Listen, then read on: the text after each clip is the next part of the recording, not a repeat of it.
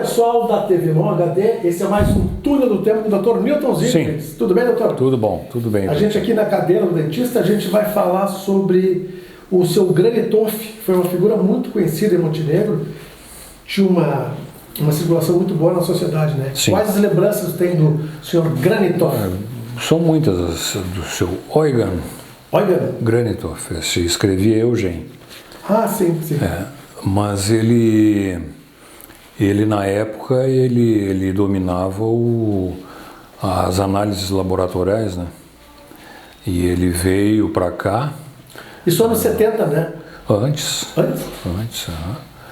Ele veio para cá, ele não tinha liberação do diploma dele, da licença dele aqui, para poder trabalhar aqui, né? Então ele sempre tinha amizade de algum médico, assim, que assinava para ele. E nunca teve problema, sempre teve. E foi uma pessoa, assim, influente na cidade e participativa, né?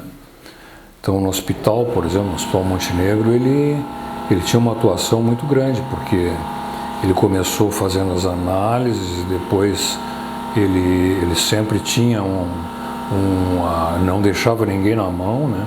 Os exames todos ele procurava organizar para a época, assim, pelo melhor sempre. E depois ele fez um banco de sangue. Tinha um banco de sangue aí, ele mantinha aquele banco de sangue no hospital. E então ele se tornou, assim, dentro da especialidade dele, uma referência. Depois foram vindo os outros laboratórios, por exemplo, do Geraldo Motim, né? Sim. O laboratório Motim. Mas na sociedade ele tinha uma participação grande, ele foi rotariano e daqueles rotarianos com afinco, né?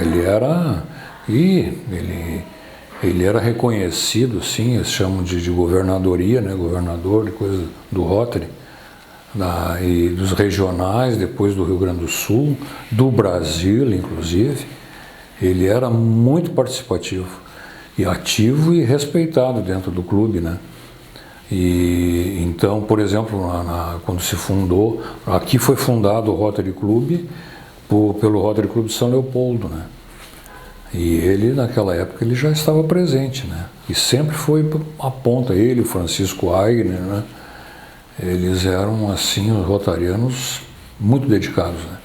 E a participação nele na sociedade, ele era muito reconhecido, né? Porque a atividade dele era muito boa. Ele era uma pessoa, assim, muito...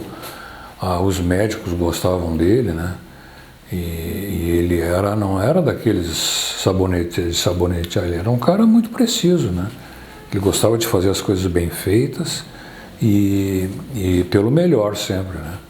Ele tinha um sotaque, né? Sim, mas ele era, eu não sei se era russo ou polonês. Leste europeu. Mas ele era de lá. A pergunta que eu te faço é a seguinte: tu lembra do momento em que ele chegou a Montenegro ou tu tens a lembrança dele já? Não, eu tenho a lembrança dele já atuando na atividade dele, né? Que era na Ramiro Barcelos, ali em cima, né? Perto da Colombo, por ali. Ah, tá. Ele tinha um consultório ali? Ele ali tinha o laboratório dele. E no hospital, né? No hospital. Ele estava sempre no hospital, ele estava sempre lá fazendo, trabalhando lá. E as análises que ele fazia eram muito boas, muito respeitado, hein? Sabe se ele veio sozinho para Montenegro? Não, eu sei que ele casou com uma montenegrina, né? Ah, sim. Casou com uma montenegrina. Era parente ali da dona Santuza e do seu Jorge.